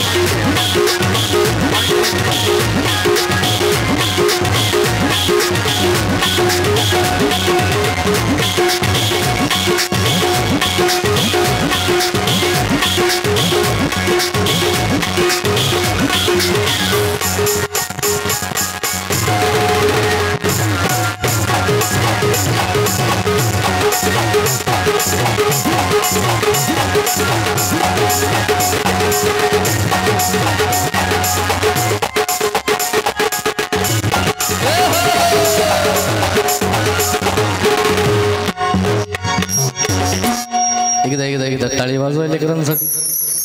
यांना कळायला लागलं यो नृत्य ते प्रविष्टात्मा. तुम्ही भाकरी करता का? भाकरी करता नाही म्हणजे अशा ताटात करतात ती नाही, कोळपाटावर करतात, पोळपाटच ना त्याच्यावर करतात ती नाही. पहिली एक होती अशी काय म्हणतात त्याला, हातावरली. ते हातावरली भाकर करताना बस या कथेत असंच नाचायचं बघा. हे बघा अशा वर हात करा, वर हात करा, करा करा करा करा, लाजू नका हो. भाकरी करतात ते सांगतो मी तुम्हाला. असे इकडं अशी बस असंच करायचं काम आहे. भाकर घरी करताना तीच फक्त भाकर नाही, असं करायचं. आता लेकरांसारखं तर आपल्याला नाचता येणार नाही, मग भाकर टाकल्यासारखं नाचायचं. पण तसं का होईना, कशासाठी? नृत्य ती प्रहिष्टात्मा तालिका वाद नाही होत शरीरस्यंता सर्वे पातक पक्षणाम. इथंच नाचायला पाहिजे. असं जाऊ द्या. पुढे वर्णन करायला लागले. भरत महाराज हरणाच्या गर्भाला गेले, हरण म्हणून जन्माला आले. पुढे स्मृती होती तेच पुन्हा अंगिरस गोत्री ब्राह्मणाच्या घरी जन्माला आले मनुष्य रूपामध्ये. कळायला लागला अरे आपण हरणाची संगती केली. ही कथा कोणी ऐकायला पाहिजे माहिती? ही भरत महाराजांची कथा. ही भरत महाराजांची कथा त्या लोकांनी ऐकायला पाहिजे कोणी, ज्यांनी स्वतःचा घर संसार त्याग केला. कशासाठी? भगवंताच्या प्राप्ती करता. इकडं 4-5 एकर सोडलं, 2-4 रूमांचं घर सोडलं आणि तिकडं ऋषिकेश, हरिद्वार, वृंदावन तिकडं संन्यास घेण्यासाठी गेले. तिकडे जाऊन बघा त्यांची आश्रम. 10-10 एकर मध्ये आश्रम नुसता बांधकाम. करोडोची संपत्ती आहे. ज्यांनी घरदार सोडलं कशासाठी? देवाच्या प्राप्तीसाठी. इकडलं 4-5 एकर सोडलं आणि तिकडे हजारो एकर कमवलं. ही भरत महाराजांची कथा तशीच झाली. ज्यांनी 9 भूखंडाचं राज्य त्याग केलं होतं कशासाठी? देवाच्या प्राप्तीसाठी. आणि तिकडे जाऊन काय केलं? हरणाची संगती केली. आणि कशाला? अरे देवाची प्राप्ती तर झाली नाही, पण हरणाच्याच गर्भाला जावं लागलं. ही भगवंताची माया आहे. भगवंताची माया चांगल्याला गंडवते, चुना लावून जाते, कळू देत नाही. देवाच्या प्राप्तीसाठी जातात आणि एक असा काही संचय करून ठेवतात की बघ आयुष्यभर संन्याशाने म्हणावं हे माझं. त्याने लोकांना सांगायला पाहिजे यद्यदाचरती श्रेष्ठ तत्तदेवोत्तरोजन हा सयत प्रमाणम कृते लोकस्तदनु वर्तते. सगळा समाज त्यांच्याकडे पाहून वागत असतो. वागतो की नाही? जसा ते वागत असेल तसं त्यांच्याकडे पाहून समाज वागत असतो. ही कथा त्यांना उपदेश करायला लागली. अरे भरतांनी 9 भूखंडाचं जिथपर्यंत सूर्य चांदणी आहे तिथपर्यंत ज्याचं राज्य होतं राज्याचा त्याग केला आणि भगवंताच्या भजनासाठी तो लड्डू गोपाल घेऊन गेला होता. पण संगती केली हरणाची आणि हरणाच्या गर्भाला जावं लागलं. ही भगवंताची माया आहे. पुढे अंगिरस गोत्री ब्राह्मणाच्या घरी जन्माला आले.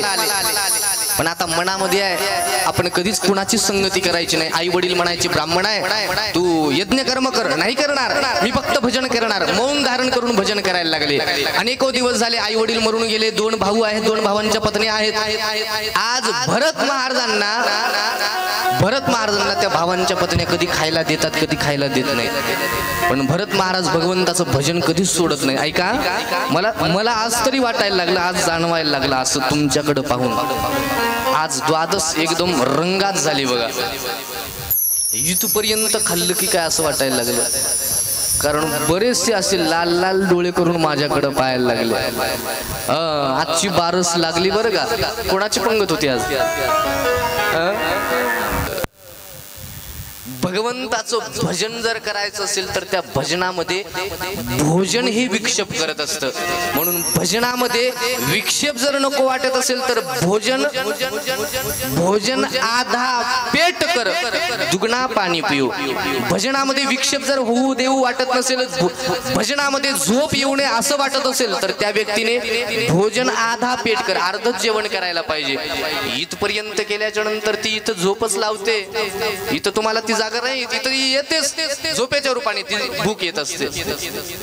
आज भरत महाराज स्वतःच्या भावांच्या पत्न्या कधी अन्न देतात कधी देत नाहीत, पण कसं का होईना भजन करायचं मग कधी खायचं नाही, कधी खाल्लं जे दिलं ते, कारण भजनामध्ये भोजन खूप घातक आहे। आज भरत महाराज जे मिळालं ते मिळालं, नाही मिळालं तर अति आनंद, आनंदाने भगवंताचं भजन करायचं। माझा प्रश्न आहे तुम्हाला, प्रश्न झाला आपला वेळ झाला। माझा एक प्रश्न आहे, माणसाचा शत्रू कोण आहे? माणसाचा शत्रू बोलताय ना, प्रश्न ऐकू आला का? माणसाचा शत्रू कोण आहे? बोला बोला बोला, माणसाचा शत्रू कोण आहे? हा कोण आहे? कोण आहे? कोण आहे? सांगा सांगा, कोण आहे? बोलो कौन है? आहा बोलो बोलो कौन है? सब कुछ करता रहता फिर भी मौन है। बोलो बोलो कौन है? सब कुछ करता रहता फिर भी कौन है? बोलो बोलो, हा बोलो बोलो कौन है? मी यांच्यासाठी म्हटलो, घरी एवढ्या गप्पा मारतात, तुमचा आवाज संस्थेवर येतो, बोला म्हटलं बघा ती, बोला बोला, कोण माणसाचा शत्रू कोण आहे? मॅडम भिंतीवर लिहिलेलं असतं बघा ते, माणसाचा शत्रू। हा, हे सगळ्यांचं एकच उत्तर यायला लागलं, आळस। आळस नाही हा, ते आता ते शाळेतल्या लेकरांसाठी असतं की त्यांनी अभ्यास करावा म्हणून, मग ते आळस शत्रू। खरा माणसाचा शत्रू मृत्यूही नाही, खरा माणसाचा शत्रू आहे भूक। ती भूक पहा ना, चोऱ्या करायला लावते ती भूक, शेतात काम करायला लावते ती भूक कथा करायला लावते ती भूक, तबला वाजवायला लावते ती भूक, नाना प्रकारचे कार्य करायला लावते। आज डिसेंबर महिन्यापासून, म्हणजे डिसेंबर, जानेवारी, फेब्रुवारी, मार्च, एप्रिल, आता हा कोणता चालू आहे? एप्रिल। हे 4 महिन्यामध्ये ही 14वी कथा आहे। ही झाली की ही झाली की ही, म्हणजे शरीराचं काहीच नाही, ही आहे भूक। माणसाला काय काय करायला लावते। सगळ्यात मोठी भूक आहे या इतभर पोटासाठी।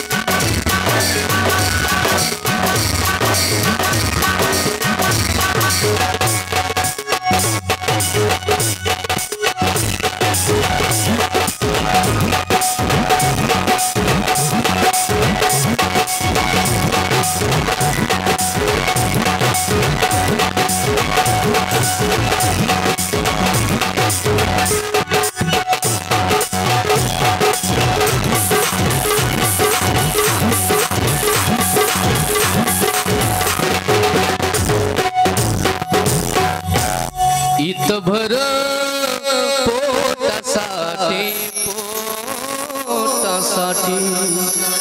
माणसाची सगळ्यात मोठी शत्रू जर कोण असेल तर ती भूक आहे, भूक।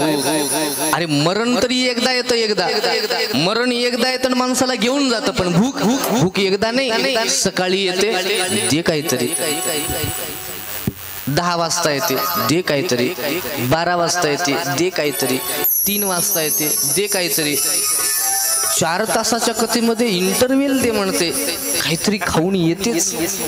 हा नाही नाही म्हटलं तर जाता दुकानावरून पुढा तरी घेते खातेच. कोण? भूक. तुम्ही नाही, भूक खात असते. अरे मृत्यू येतो आणि एकदा आला की घेऊन जातो, पण ही भूक आण काहीतरी, आण काहीतरी, आण काहीतरी.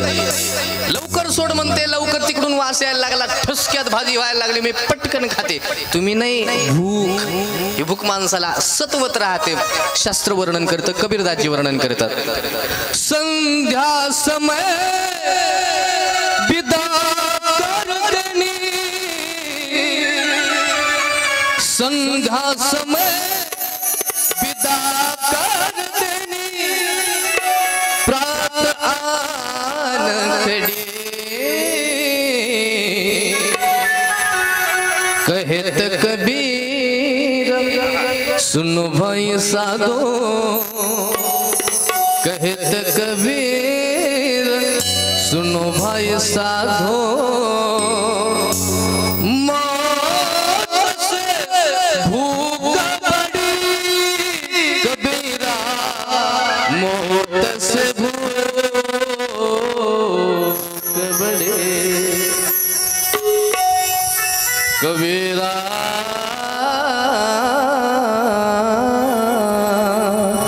मौत से वो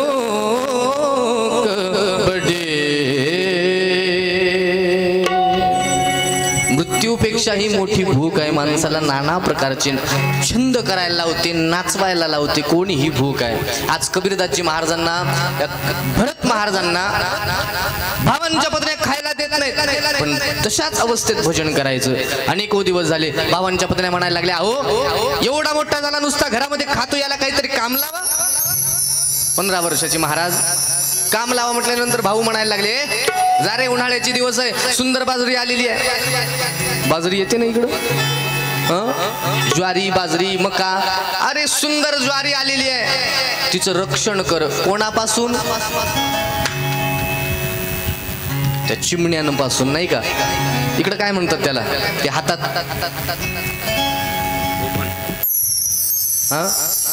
गोफण, गोफण. हा गोफण. त्या गोपणीमध्ये हिरा ठेवायचा, सोन्याचा मणी ठेवायचा, असा फेकायचा, असंच ना. मग खडा जमतो का? खडा ठेवायचा, असा फेकायचा, ते चिमण्यांना लागतो आणि मग ते चिमण्या उठून जातात. आज भरत महाराजांना म्हणायला लागले, स्वतःचे भाऊ आहे, नुसता बसतो, नुसता खातो, जा शेतामध्ये होरे हाण. ते होरे हाकण्याकरता गेले, गोफण हातामध्ये दिली. भरत महाराज म्हणतात, हे पाप नको माझ्याकडून. मग मी टाळ्या वाजवतो, मी जोर जोरात ओरडतो, उठून जातील. म्हटले नाही.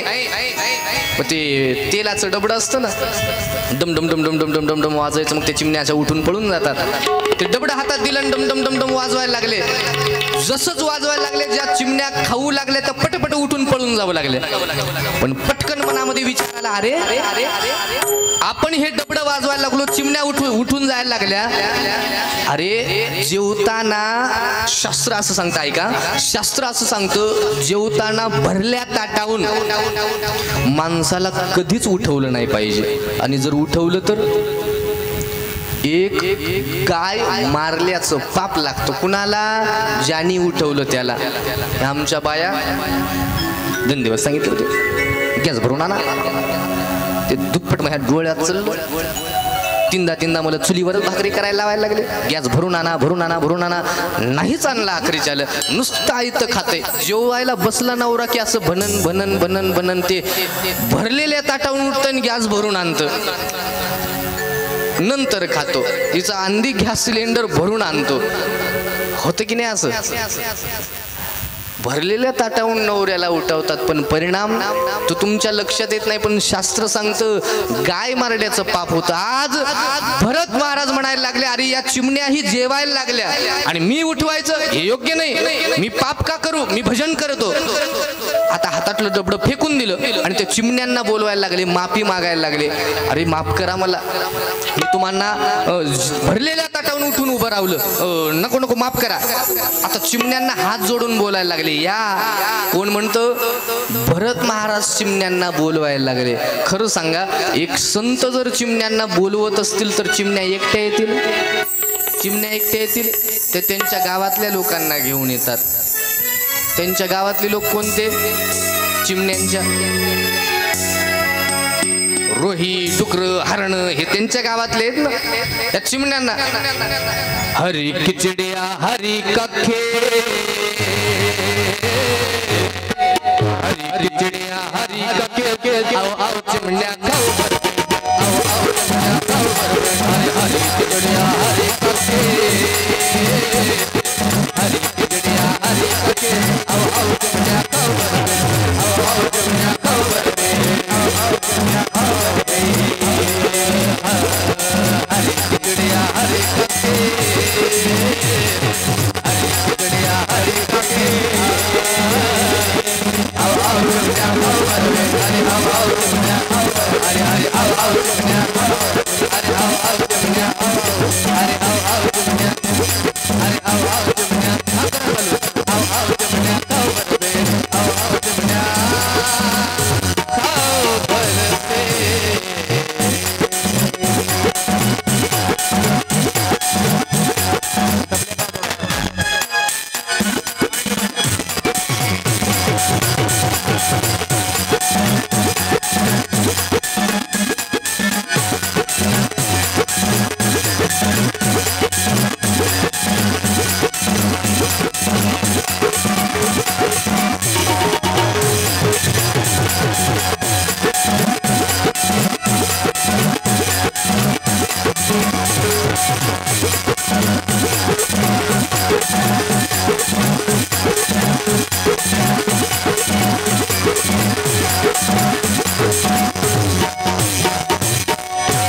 हरी खिचड़िया हरी कखे अरे आओ आओ चिमण्या खाओ भर पेट चिमण्यांसाठी जोरात जोरात जोरात टाळ्या वाजव बघा किती सुंदर सुंदर सुंदर नाचायला लागले आज भरत महाराज त्या सगळ्या चिमण्यांना बोलवायला लागले आल्या आणि आल्याच्या नंतर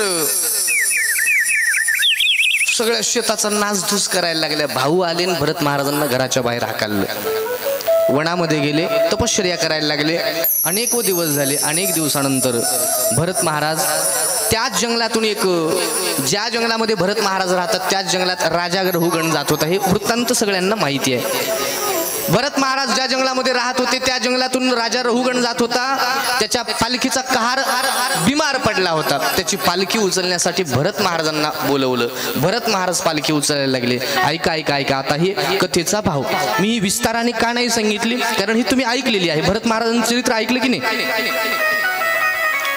ज्यांनी ज्यांनी ऐकलं त्यांनी एकदा वर हात करा म्हणजे मग मला कथा लक्षात येते बोला बोला लवकर लवकर लवकर वर हात असा असा असा वर हात बऱ्याचशा लोकांनी ऐकले तुम्ही नाही ऐकलं माहित नाही तरी ज्यांनी ज्यांनी हात वर केला त्यांना विचारा कथा झाल्यावर आता नाही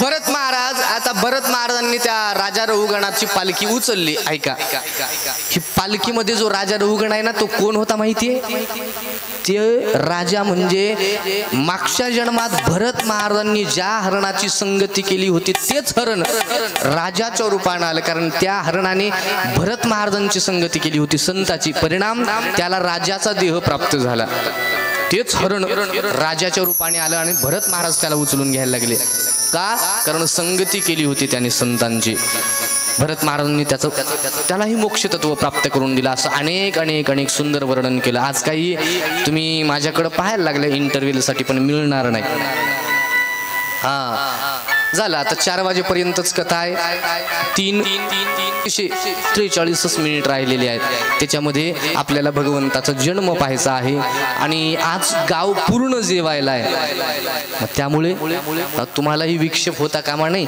आणि कीर्तनही लवकर आहे त्यामुळे 4 वाजेपर्यंत पूर्ण द एंड करून टाकायचं आहे इंटरव्ह्यू मिळणार नाही कोणीही उठायचा प्रयत्न करणार नाही हा आज संत वर्णन करायला लागलेले आहेत असं अनेक अनेक अनेक संतांचं वर्णन करत करत करत आज भरत महाराज निजधामाला निघून गेले पुढे आज सुखदेवजी महाराज वर्णन करायला लागले आणि परीक्षितजी महाराज बऱ्याचशा गोष्टी सांगायला लागले. त्यामध्ये एक गोष्ट आहे, ऐका.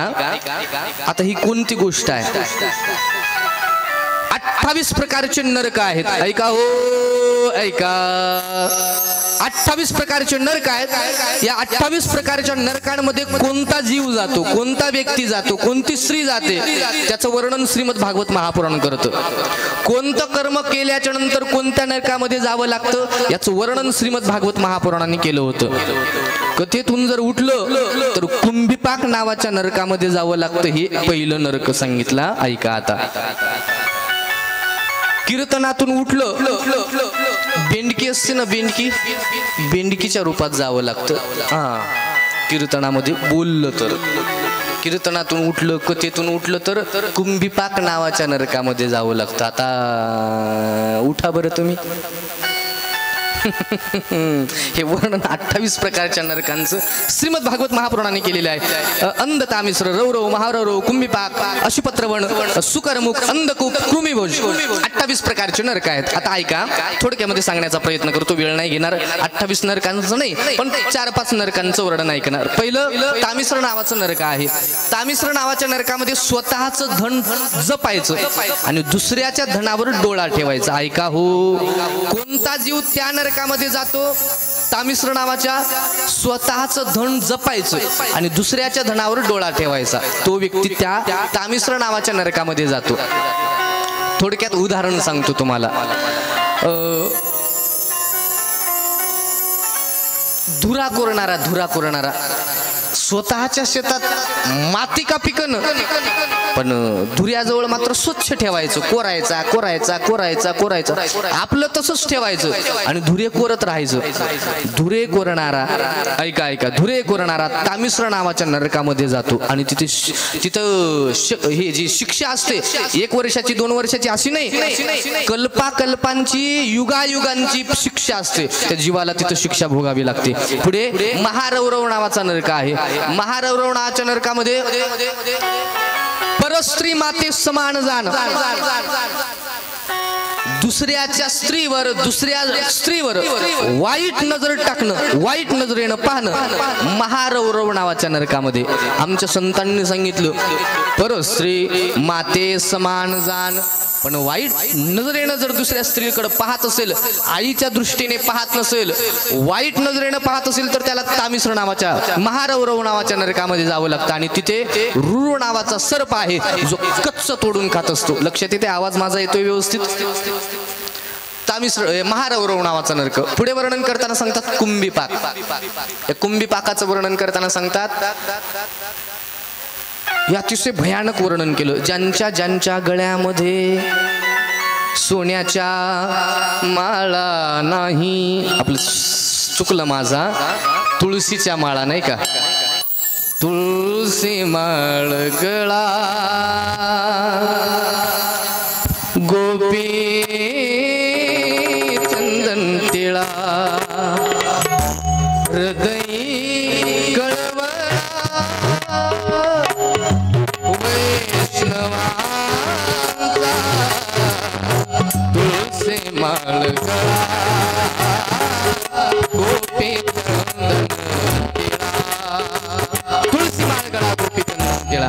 ज्यांच्या गळ्यामध्ये तुळशीची माळ नाही ना, शास्त्र वर्णन करतं, जो मांस भक्षण करतो. ऐका हो, ऐका. हा सप्ताच एका तत्वावर उभा राहिला. माळ जर घालत असाल तर मग मी सहकार्य करतो, असे आमचे ज्येष्ठ, आमचे अधिष्ठान बोलून गेले. आणि मग म्हटले, हा आम्ही सर्वदा घालणार आहेत. ऐका, मांस भक्षण करणाऱ्या व्यक्तीला कोणत्या नरकात जावं लागतं माहितीये? कुंभिपाक नावाचा नरक आहे.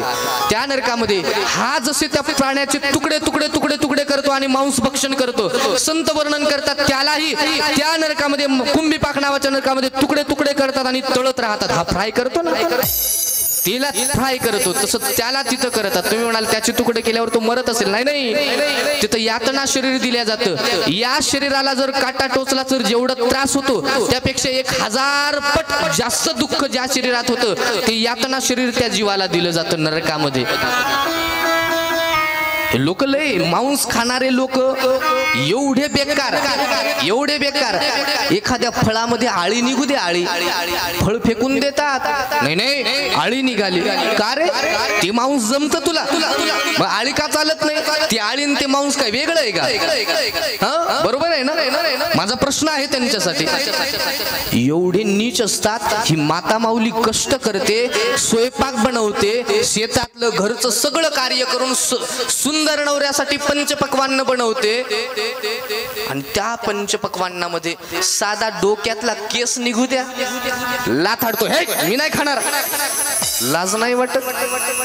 अरे डोक्यातला केस सापडला तर पंचपक्वान्नाचं ताट फेकून देतो. ते मांस, ते मांस, ते केसांचे लचके तोडूनच तर ते बनवल्या जात. ते चालतं, केस पडले नाही चालत. एक एक एक एक छोड़ देते हो ऐसा अन्न, छोड़ देते हो ऐसा अन्न जिसमें एक बाल है, छोड़ देते हो ऐसा अन्न जिसमें एक बाल है, फिर क्यों खाते हो अंडा जिसमें एक माँ का लाल है. अरे एका आईचं तर ते पिल्लू आहे ना, अंड म्हणजे तिचं ती गर्भस्तर आहे. तुला केस नाही चालत, तुला अंडे चालतात. शास्त्र वर्णन करतात हे कुंभीपाक, त्या जीवाला त्या कुंभीपाक नरकामध्ये. पुढे अनेक कालसूत्र नावाचा नरक आहे.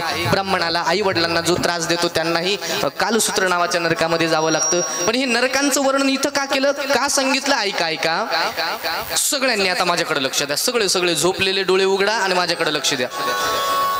इथे या नरकाचं का वर्णन केलं? कारण एक असा नरक आहे जो माझ्याकडून, जो साधूकडून, जो तुमच्याकडून, प्रत्येकाकडून घडतो. कोणता नरक आहे? तर त्याचं वर्णन करताना सांगतात अंधकूप. अंधकूप नावाचा नरक आहे जो प्रत्येकाकडून. तुम्ही झाडून काढता का घरात? झाडून, हा माझा आवाज येत नाही ना तुम्हाला? येत नाही ना? ते झाडून काढताना असं फर फर फर फर त्या मुंग्या, किडे, कीटक असं झाडून काढायचं, ते दरवाजाजवळ लावून टाकायचं. आता ते झाडत असताना कितीतरी मुंग्यांचे हातपाय तंगडे मोडतात. काही काहीचं हेही कलम होतं. ते तसेच झाडताना काही मरतात की नाही? मग ते मरतात म्हणून झाडायचं नाही? झाडायचं तर झाडावं तर लागणारच. पण न जाणून आता झाडत असताना ते अपराध आपल्याकडून घडतो. एक जाऊ द्या, तुम्ही झाडत नसाल आणि मुंग्या निघल्याच्या नंतर तर कशात झाडत नसाल, जाऊ द्या ते नाही. मच्छर, मच्छर कळतं? मच्छर, मच्छर जर बसला अंगावर, तो जर जेवत असला, कारण मच्छर जेवतो ना, पोटभर जेवतो तो, असा इथं बसला माणूस, त्याला असं काय म्हणतो का? उड उड रे काओ तुझे सोन्याने मडविल पाऊ. उड उड नाही म्हणत, असं सपकन मारला की त्याचा चिखलच, चिखलच होतो त्याचा जागीच. आता मला सांगा, सगळेच मच्छर जर बसला तर चपकन मारतात. मच्छर मारला तर अंधकूप नावाच्या नरकामध्ये जावं लागतं. बरं ठीक आहे, तुम्ही मच्छरही नाही मारत, तुम्ही त्या सगळ्या मच्छरांना म्हणतात जेवा आणि लवकर निघून जा, ठीक आहे. मुंगी अशी अंगावर जर बसली, मानलं कुठं चावली ना, हे असं घेतात, हे असं केलं की त्याचे ते पेस्टच तयार होतं. एवढं. आता मला सांगा, मुंगी आहे, किडा, बरं ठीक आहे, तुम्ही यालाही मारत नाही, तुम्ही चलता.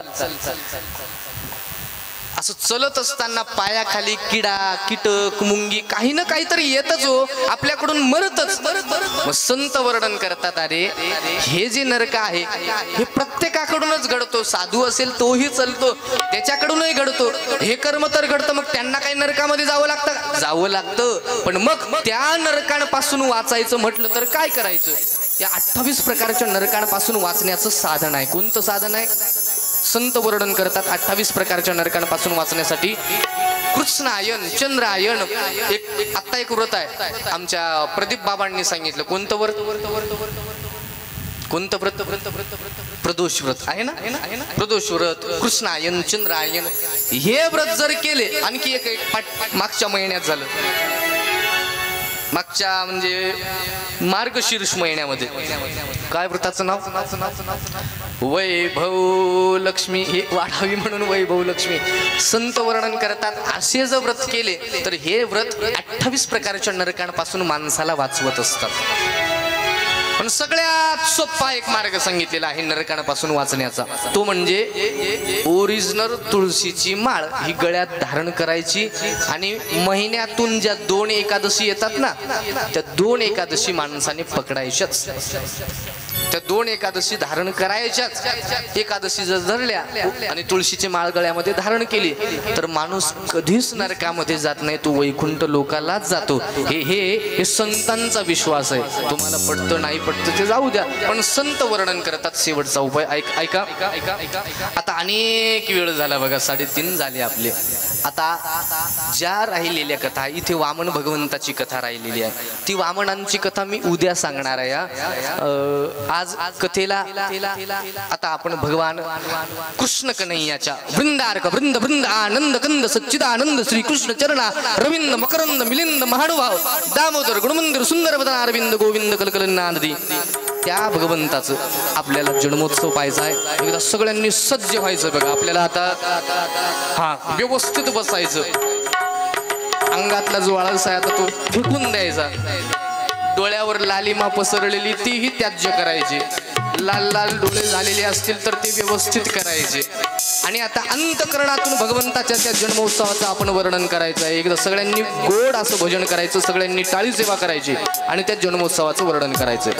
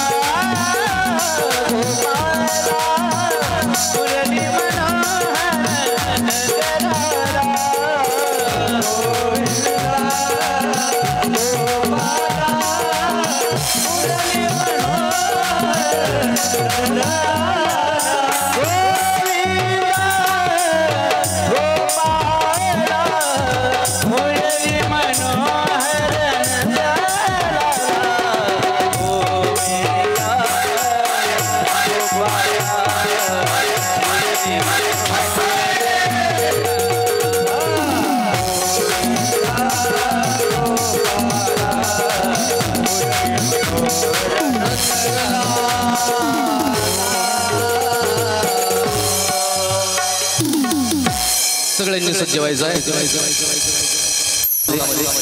ही पृथ्वी माता एकदा गायीचं रूप धारण करून क्षीरसागरामध्ये गेले आणि भगवान विष्णूंना प्रार्थना करायला लागली. भगवान यदा यदा ही धर्मस्य ग्लानिर्भवति भारत, जी तुमची ब्रिदावली आहे ना, ती ब्रिदावली सत्य करण्याकरता तुम्हाला यावं लागेल. कारण या देशामध्ये या द्वापार युगामध्ये कंसासारखा राक्षस जन्माला आला. त्या राक्षसाने अतिशय भयानक कृत्य कार्य करायला लागला. यज्ञ होऊ देत नाही.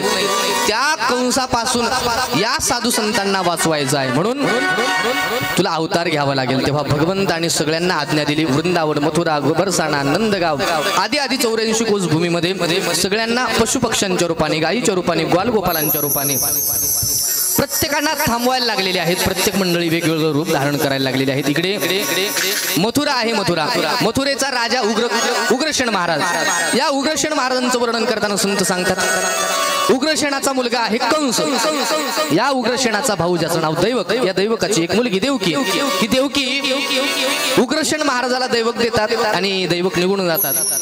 देवकी नुसता सांभाळ आज प्रत्यक्ष उग्रसेन महाराज करायला लागलेले आहे देवकीचा जो भाऊ आहे देवकीच्या भावाचं वर्णन करताना संत सांगतात जो कंस आहे खरं तर चुलत भाऊ आहे पण देवकीवर स्वतःच्या प्राणाप्रमाणे प्रेम करतो देवकी उपवर झाली आणि उपवर झाल्याच्या नंतर देवकीचं वर्णन करतात त्या देवकीचं अतिसुंदर विवाह संपन्न होतो आणि विवाह संपन्न झाल्याच्या नंतर विदाई करायला लागली विदाई करत असताना आकाशवाणी होते अरे मूर्ख कंसाजीची विदाई करायला लागलेला आहे त्या देवकीचा 8वा गर्भ तुझा काल बनेल तेव्हा 60 फूट उंच रथातून तो देवकीला खाली पाडतो आणि मारणार तेवढ्यामध्ये साम दाम दंड भेद नित्या या 4ही नित्यांनी आज वसुदेवजी महाराज समजावून सांगतात जे जे पुत्र होईल त्या पुत्राला मी तुझ्याकडे आणून देईल असं वर्णन करतात पहिला दुसरा तिसरा चौथा पाचवा सहावा 6 मुलं मारले 7वं मुलाला संकर्षण झाला रोहिणीच्या गर्भामध्ये आज देवकीचा गर्भ रोहिणीच्या गर्भामध्ये ट्रान्सफर झालेला आहे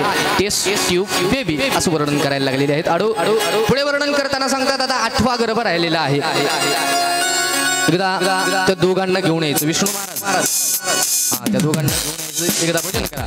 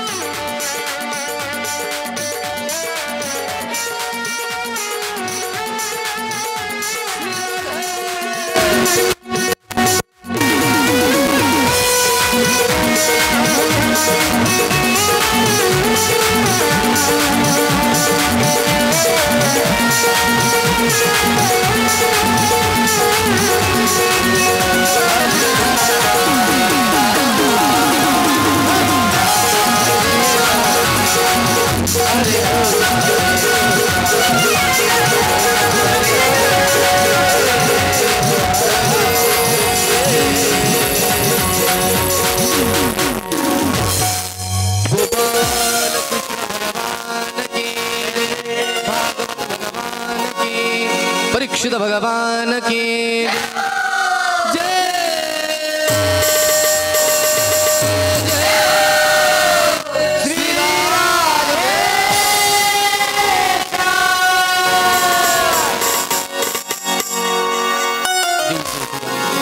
कारागृहामध्ये बंदिस्त केलेला आहे आणि कारागृहामध्ये बंदिस्त केल्याच्या नंतर पहिला दुसरा तिसरा चौथा 6 मुलं मारली कंसाने 7वा मुलगा संकर्षण केला आता तो 8वा गर्भ रचना झालेली आहे या 8व्या गर्भाचं वर्णन करताना संत सांगतात सत्यव्रतम सत्यपरम ते सत्यम च सत्यनिहितं विषयान् सत्यस्य सत्यव्रत सत्यनेत्रम सत्यात्मकं वा शरणं प्रपन्ना देवकीच्या गर्भामध्ये अतिशय सुंदर बालक सर्वांनी जाग्यावर बसायचं महिला मंडळी विक्षेप करू नका माझी बुद्धी थोडीशी थोडस खाली बसा फ्यूज थोडा कमी आहे माझा पटकन मला काही सुचत नाही एवढा विक्षेप झाल्याच्या नंतर महिला मंडळी खाली गेलेली आहेत 8वा गर्भ देवकी मातेच्या गर्भामध्ये धारणा झालेली आहे प्रत्यक्ष भगवान विष्णूचंच ते स्वरूप देवकी मातेच्या गर्भामध्ये वाढायला लागलेलं आहे पण आज त्या कारागृहामध्ये करोडो सूर्यांचा प्रकाश पडेल एवढं तेज कंसाच्या नगरीमध्ये पसरलेलं आहे असं वाटतं की त्या कंसाच्या नगरामध्ये त्या कारागृहामध्ये करोडो सूर्य लपवले की काय सुंदर रोज साधू संत यायला लागले रोज गर्भाची स्तुती गाण करायला लागलेली आहेत तो दिवस जवळ यायला लागलेला आहे निशिते तमद्भुते जायमाने जनार्दने देवक्याम देवरूपिण्याम विष्णू सर्व गुणाश्रय आज भगवान त्या गर्भामध्ये हळू वाढायला लागलेले आहे 9 महिने दिवस आलेला आहे श्रावण मासाला. त्या श्रावण मासामध्ये कृष्ण पक्ष जवळ जवळ जवळ जवळ यायला लागलेला आहे. कृष्ण पक्ष जवळ आला, अष्टमी तिथी आली आणि आता अष्टमी तिथी आल्याच्या नंतर बुधवार दिवस आला. अतिशय सुंदर मंद मंद मंद मंद हवा चालायला लागलेली आहे ना. मंद मंद मंद मंद सुगंध यायला लागलेला आहे. वनातील वटवृक्ष, वनातील फुलांचे वृक्ष फुलांनी गच्च भरायला लागलेले आहेत. आज पाण्याने भरलेले सरोवर, त्या सरोवरामध्ये भरवणारे कमळ स्वतःहून सुगंध प्रदान करायला लागलेले आहे. मंद मंद मंद मंद पाऊस पडायला लागलेला आहे. सुगंध वर्णन करतात ज्या यज्ञामध्ये आज यज्ञामध्ये अग्नी स्वतः प्रज्वलित व्हायला लागलेली आहे. मंद मंद सुगंधित अशी हवा दरवळायला लागलेली आहे. रात्रीचे 11:15 वाजले होते. आज सगळ्या देवी देवतांची विमानं आपापल्या हातामध्ये पुष्पवृष्टी घेऊन उभे राहिलेले आहेत. विमानाची दाटी पुष्पांचा वर्षा स्वर्गाहून देव करतात. सर्व देवी देवता, इंद्रादी ब्रह्मादी देवी देवता भगवंताची वाट पाहायला लागले. येणार येणार माझा स्वामी येणार. सगळे देवी देवता वाट पाहायला लागले आणि वाट पाहत असताना श्रावण मास आहे, कृष्ण पक्ष आहे, अष्टमी तिथी आहे. रात्रीचे 12 वाजलेले आहे. बुधवार हा दिवस आहे आणि देवकीच्या गर्भामध्ये बालकृष्ण 8 वर्षाच्या मूर्तीमध्ये प्रगट झाले आहे. गोकुळ कृष्ण भगवान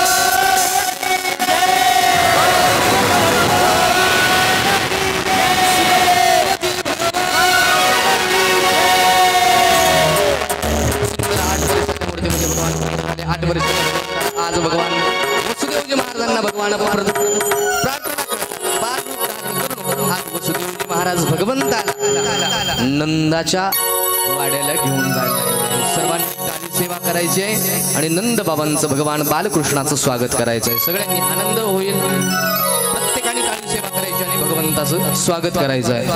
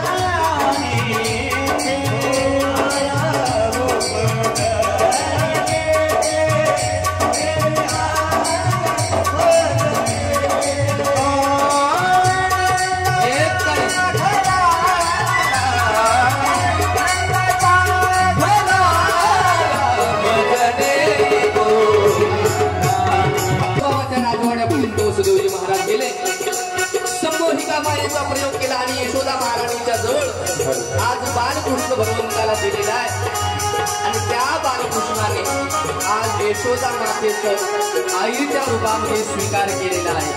यशोदा नंद बाबा की बधाई हो, बधाई लाला भयो है.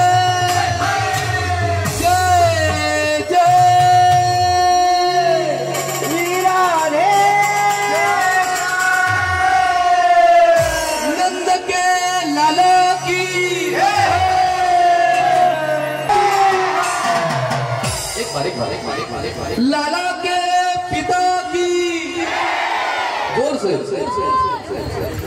लाला के मैया की आज के आनंद की गोरगांव वासियों की जय जय श्री राधे